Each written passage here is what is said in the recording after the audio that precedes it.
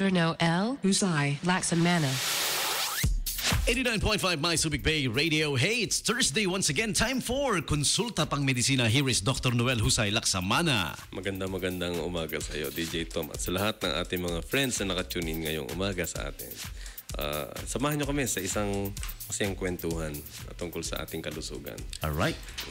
You can text us 0920-90-99937. Alam mo, before the show, marami na tayo natatanggap na text kanina eh. Nagpaso ka na, Doc. Yes.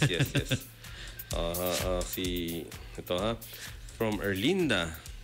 Doc, we are preparing sa puntod ng lola. Natalsikan po ng paint yung brother ko. Ano ang dapat gawin sa eyes? Yeah. Napaka-timely ng tanong na yan, Doc. Ano? Erlinda, tama.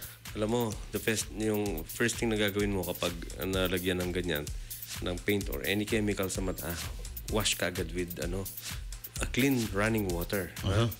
Tapos, kapag masakit pa rin, go to your nearest eye doctor na. Alright. At ganun din, Doc, bakit after na nagsishower ako, laging red ang eyes? Maalis naman after 30 minutes. Well, Julie Figuer, Miss Figuer, alam mo yan, ang mata natin, may blood vessels na maliliit sa conjunctiva. And these blood vessels are very sensitive. Kusutin mo lang yan, mamumula yan. Malagyan lang ng konting sabon, mamumula yan. It doesn't mean na there is something wrong. It means na na-irritate lang yan. Either sa soap o yung tubig na ginamit mo pag naliligo ka, ha? Pero hindi masamang maligo. Yeah. She's asking kung masama raw ba maligo early morning or late night. Hindi po, hindi. Anytime you can shower. Anytime. Yes, Alvin Tan. Doc, meron akong parang lump palagi sa throat. At kapag humihiga at night, nag-a-acid palagi umaabot sa lalamunan. Ano ang dapat gawin? Nako, Alvin, most likely meron ko tinatawag gastroesophageal reflux disease or GERD. Yung laman ng tiyan mo, bumabalik sa esophagus mo at umaabot pa sa lalamunan mo dito. Yun yung tinatawag, Doc, na acid reflux? Yeah, oo. So, may tip ako doon pagka madalas mangyari. Number 1, kung lumalaki yung tiyan mo, magpapayat ka ng konti. Number 2, if you eat a lot or drink a lot, kung pagkain mo, medyo buwas-buwasan mo. Small frequent feedings would help. Tapos, kung umiinom ka, iwasan mo na rin. Alam mo yan kasi meron din ako niyan. Okay. It's very common. Alright. Especially after 40s. So that means may relate, Doc, sa pagiging overweight mo and Yes, that's yung one, hindi tamang way ng pagkain. Tsaka paghihiga ka, siyempre yung bumabalik, nag-gravitate pa papunta. Dahil punong-puno yung stomach. Okay. Oo nga naman. Since punong-puno, di siyempre. So ganun yung Alvin, ha? Yeah. Sige, text lang 0920-90-99937. Sabi ni Rujard, Doc, ako po yung tumawag before sa'yo, yung nakuryente yung left side ng face ko. Parang napansin po ng ngumingiwi yung part na nasunog, healed na. Pero nung ngumingiwi at tumutulo ang saliva dahil nababago yung shape ng face. Alam mo, ang tawag sa ganyan, Lujard, is yung contracture. Nagkakaskaring yan. Contracture? Nagkakaroon kasi nasunog yan, electrical burns yan. Gumaganon. Ayun, may kaakibat pang nangingiwi yung pati yung pagluha daw nababagot, nadadry. Pagka na-contract yung eye, yung aperture ng eyes mo, nababago yung shape niyan at maaaring mag-cause ng corneal dryness. Kasi hindi ma-spread mabuti yung yung tinatawag na tears. I recommend parang lubrication yun sa mata yan. You have to see a plastic reconstructive surgeon para maano yung contracture na yan. Is it gonna be PhilHealth? Yes, it is covered by PhilHealth naman yan kung operahan. Maya request, sabi niya, Doc, pag-greet naman yung aking one and only Al. Happy Mansiri. Ayun na. Hello, Al. Mommy, after the show, pa-request daw, God gave me you. Aldab yata to. God gave me you. Alright.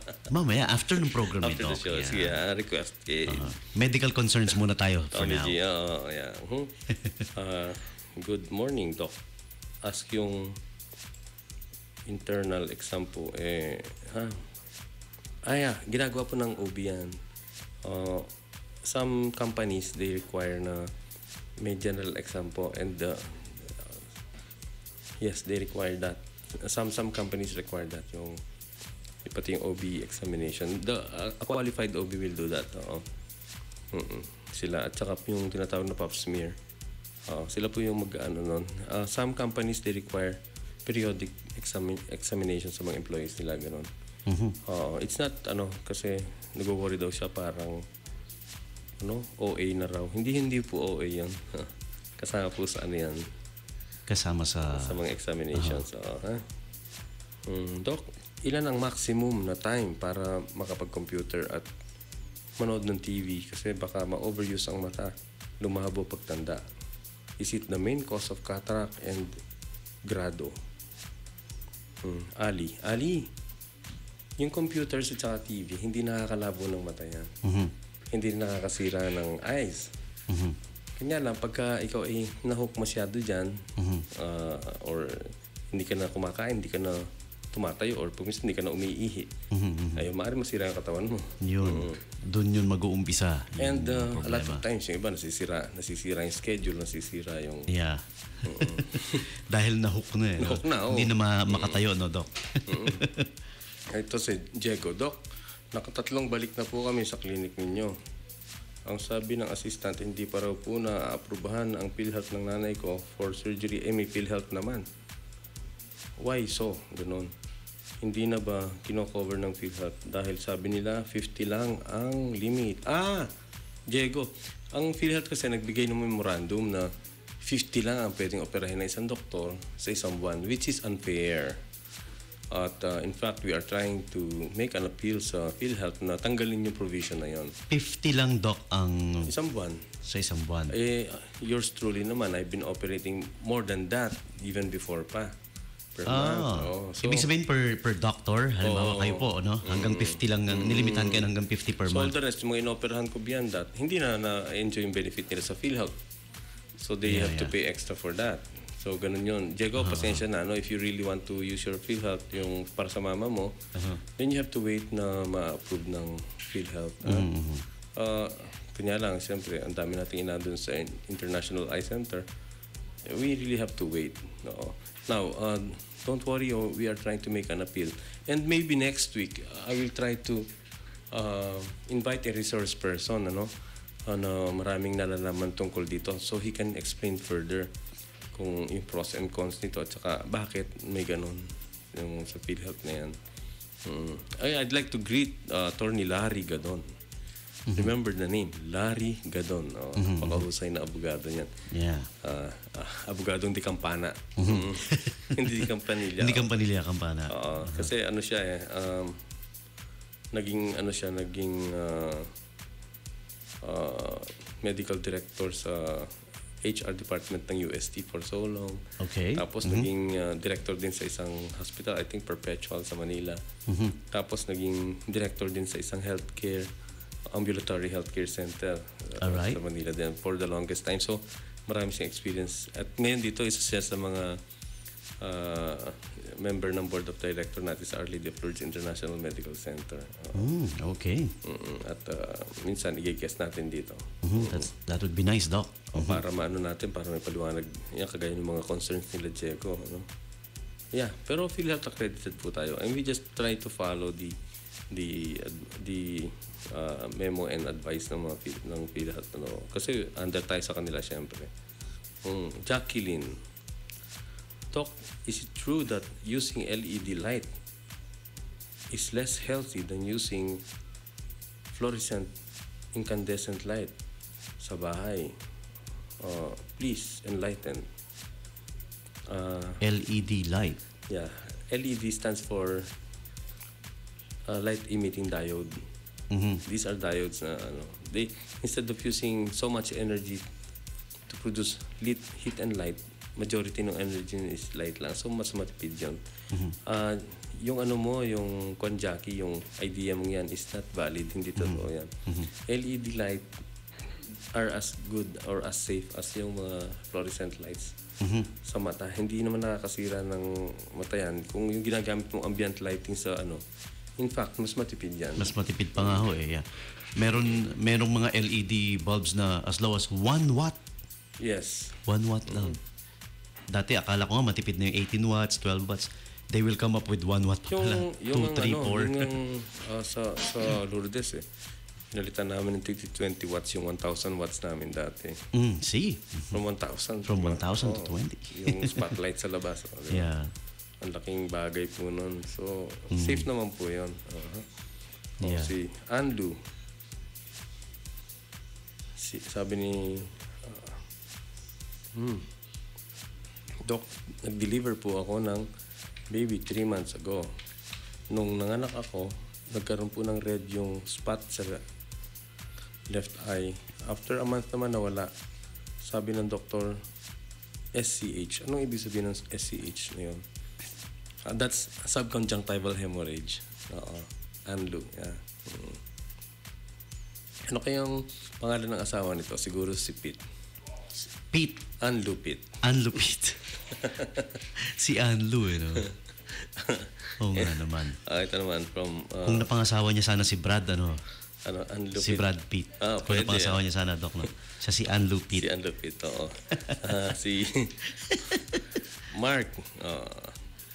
Okay to. Mark SBMA. Asko, madalas pong mapuwing ang mata ko sa grinder. Nakaka-4 na po tinanggal beses last month. Grinder? Ngayon, meron pong parang shadow sa gilid.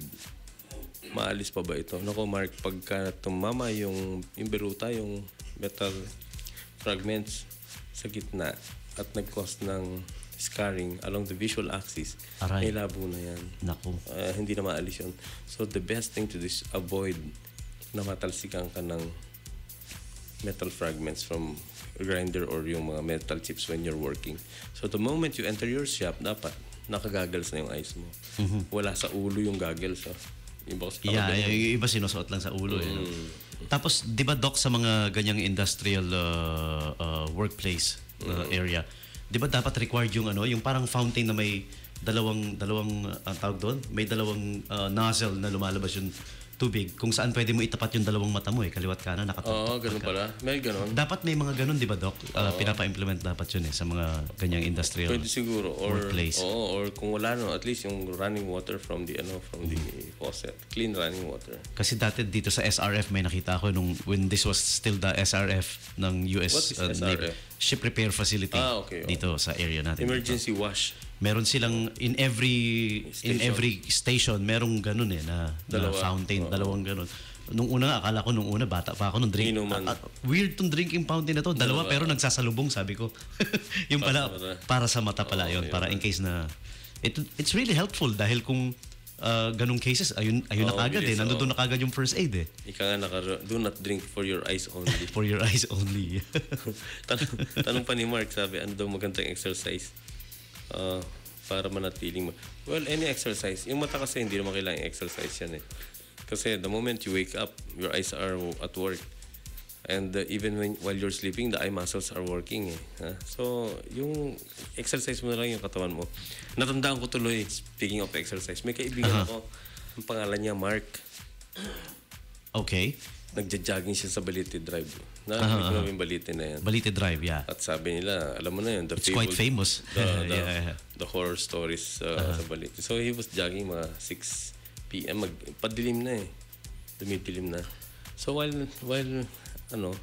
una brisk walking muna siya. Kapainit. May narinig siya. Mark. Sabi nga nun, Mark. Tinawag yung pangalan niya.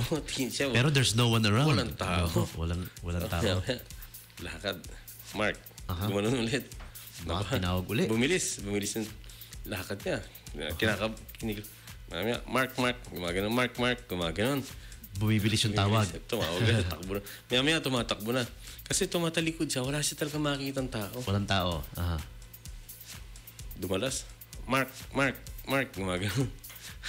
Kanya lang, pagdating niya sa dulo, may nakita siya nakapaskil doon sa isang gate. Mag-ingat sa ngongong aso. Ngongong. Ngongong aso. Kaya pala ang Mark. Mark. Ayan. Well, naalala ko tuloy yung waiter na na related din dyan, Doc. Sa waiter, order, ano yun? Sabi ko. Order mo.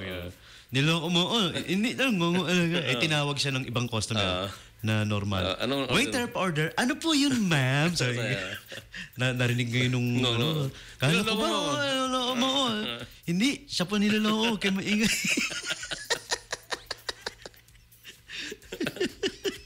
Loko no? Mark. Pero yun sa Balite Drive yun, Doc, ha? Balite Drive.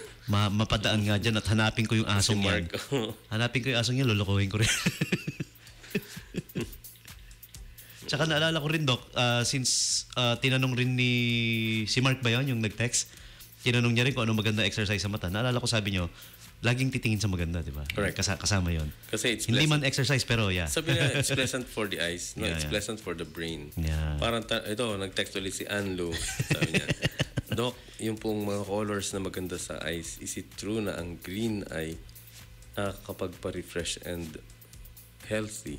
The answer is yes. Kasi we always associate green with life, health, and food. And nature. Nature, yeah. So, nakaka-refresh. Actually, it's the brain that gets refreshed. Yeah. Now, meron ako tinuturo palagi kung kagaya ni si Victoria, nagtatanong din sa computer anong dapat gawin daw para hindi maalis. Nagtatanong kung para hindi maalis kaagad ang pagod. O baka hindi kaagad mapagod. Ano ba ang dapat gamitin? Computer glasses ba? Kasi pinabili daw siya ng computer glasses sa isang optical at gumastos ng 2,500. Pareho din naman.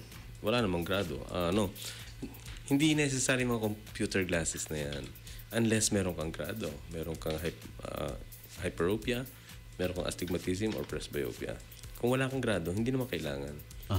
Oo, ha? So, may tinuturo ako palagi para maging komportable kayo paggamit ng computers. Yung tinatawag nating 20-20-20. 20-20-20, ayan. Every 20 minutes, look at least 20 feet away for at least 20 seconds. Tapos, tandaan nyo po yan. Importante yan. may positioning na na-advise din ako.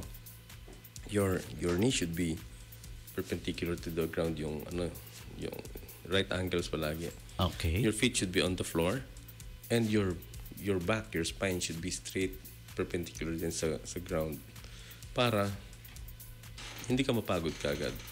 Now, the proper position is yung top ng monitor ng computer mo should be eye level. Kunyari, ito yung top ng dapat yung pinakaibabaw, no? Yes, eye level dapat yun. Para pag tingin mo ganyan, slightly nakabend ng konti yung mata mo. Hindi ka nangangawit, hindi ka di ba? Yeah, so I think this is good. Yeah. Now, how far? Usually, ang distance ang general rule dyan is mga 2.5 or 3 times nung size ng computer mo. Yung lapad yung distance. Yeah, kunyari, 24 inches yan. At least 48. O hanggang 3 times doon ang Okay. So, yun yung mga general rules para that will lessen your computer eye fatigue syndrome. So, etong computer pala natin, spot on dun sa description na sinabi niya. Kanya lang yung posture mo, baka hindi. Yun lang. Pag naka-slouch ka, mapapagod ka kagad. Kailangan naka-tamang posture din. Yes, pag naka-slouch or nakakuba ka or hindi pantay yung mapapagod ka kagad. So, naman, sit properly. Yes, so Cindy is asking, Doc, laging inaantok whenever I'm reading. Nagpa-check ako sabi, astigmatism 75 times 90. Ibig sabihin na astigmatism axis 90, that means against the rule astigmatism yun. And yes, it would help if you wear glasses pag ganyan. Pwede bang operahin para maalis na? Laser eye correction would laser eye correction. Pwede, hindi naman maalis yung astigmatism mo sa salamin. Nako-correct lang yan while you're wearing it. Lumilinaw yung paningin. Sa laser eye correction, Doc, may pinapalitan ba na? Wala. You reshape the cornea. Reshape the cornea through laser. Yeah, Cindy is asking how much. Laser eye correction sa International Eye Center, the least expensive is 25K. The most expensive is about 75K, ha? Ito naman, Lily Danan, Doc, how much abutin ng cataract si Mama? May PhilHealth. Old teacher naman. 70 years old na. Okay. Gusto niya ikaw. Nako, thank you. Salamat. Gusto niya kayo. Meaning mag-opera. Yes. Aling Lily. Yes, teacher. Pagka teacher kasi hindi ko sinisingil ang professional fee. So, your gastos will depend on kung anong lens ang gagamitin. So, ganun po yan, Miss Danan. Ayan po. Advocacy ni Doc yan. You guys are in luck. Yes, mga teachers, I do not charge them professional fees. At saka yung mga ibang mga retirees na magsabi lang kayo pagka hindi naman maano eh. Okay na yun. Bait ni Doc, ha? Public service natin. Public service. Avail. Yes. But before we go on, let's greet Dr. Cyrus Peralta, orthopedic surgeon. Birthday niya sa October 29. Okay. And Dr. Rosario Bonco, isa siyang endocrinologist. Birthday niya sa November 1. Happy birthday. To you. Yan eh. Kunyan, Halloween ba yan? Alright. Yes, sir. Yes. October 31. Incidentally, Our Lady of Lourdes International Medical Center is hiring resident doctors, registered nurses, and accounting clerks. Ongoing po yung hiring natin, ha? So you can call us at 222-9011 to 222-9013. Alright. May Halloween program ba kayo, Doc? Or event in store? Trick or treat maybe? Or wala akong alam eh. Let's ask Tina kung meron silang ano dyan. Wala raw. Kasi marami bang mukhang Halloween doon? Wala kasi. Wala naman. Puro pogi naman na doon eh. Yeah. Oo, puro pogi at magaganda dyan. Kaya it's good for the eyes din. Yes. Pagka doon kayo naka... Yung kasama nga nating DJ Doc, si DJ Nerf. Ayan, nakikinig yan ngayon. Si DJ Nerf. Na-confine yan dati sa Our Lady of Lourdes. Nag-enjoy siya. Dahil sa tanawin. Ang ganda raw ng tanawin. Kasi yung And alagang-alaga daw siya, sabi niya. Yung kasi, yung tanawin doon, sea eh. Dagat yung makikita mo. You see the sea. You see the sea. Di ba? So, ganda ng pangalan niya. Nerf. Nerf, opo. That is DJ name. No, that's really his name, Nerf. N-E-R-F-E. Nerfy. Parang Nerfy, yeah. Okay yun. Isa sa mga club DJs yan dito sa City of Olongapo. Yung mga tugs. Yes, mga ganun. Opo. Alam mo, meron akong naging patient. Ang pangalan niya, Mil Frida. Mil Frida? Mil Frida. Isipin mo anong nickname niya. What? Milfree? Milf. Milf. Kala ko Milfree. Okay na sana yung Milfree. Milfree, kahit saan siya pumunta. Libre. Libreng meal. Mga madalang na name siya, Nerf. Totoo po. Yeah. And Apple, Doc, we always listen. Totoo, hindi kami maagang nagsimula ngayon dahil nalibang kami sa ano. You can text me dito 0920-90-99937 para ano. We would like to greet si Daily of Okinawa. Okinawa, Japan. Doc, we just arrived. Nasa live stream. At we just arrived and lagi kami nakikinig sa iyo. Sa Japan. Okinawa. Wow, Maraming nice. Salamat po. Konnichiwa! At saka kung may mga gusto kayong mapanood na mga previous episodes naman ni Doc, it's all on YouTube. Yeah. Pwede nyo pong panoorin over and over again. Just look for 895 Subic Bay on YouTube. Yun yung channel name. Pinababati yung mga sisters niya. Nice. Alright. Jenny and John Batubalani. Ang ganda, napakalakas ng magnet. Batubalani. Batubalani in English is literally talaga magnet. Doc? So, yun, Batubalani family, ha? From your sister sa Okinawa. Oppo. Akala ko English ng Batubalani, Hey, Lani, is this stone? Batubalani. Is this stone, Lani? Is this stone, Lani? Okay na. Yeah. So, sabi niya, I like the Murph, The Mark joke. The Mark joke. From Joanne Dizon. Happy listening sa inyo, ha? Wala akong pasok off ngayon eh. Pag-greet na lang. Hello, Joanne Dizon. Yan, salamat. Happy listening. Yeah. Sayang kwentuhan natin but pansamantala muna kami magpapaalam ni DJ Tommy G. Medyo bitin, Doc, no? Ang ating pero... Marami pa. Sabi niya. You can still stay if you wanna stay. Sabi ni Daily, Doc, more jokes pa. Next time, mag-joke pa tayo. Sino yun? Yung nasa Yokohama ba yun? Nasa Okinawa. Okinawa, I'm sorry. Kaya Yokohama naalala ko kasi naalala ko yung translation ng nag-translation rin lang tayo ng Batubalani. Naalala ko kasi yung Yokohama translation. Parang ang meaning nun parang the city parang ganoon. The city, Yeah, tapos sa Spain naman yung Barcelona parang city by the river kasi may by the river. Sabi ko syempre hindi papatalo yung Manila. Ano daw yung meaning ng Manila? Sabi ko, "Hey Granny, want some peanuts?" Manila. Pwede. Pasok pa rin yan.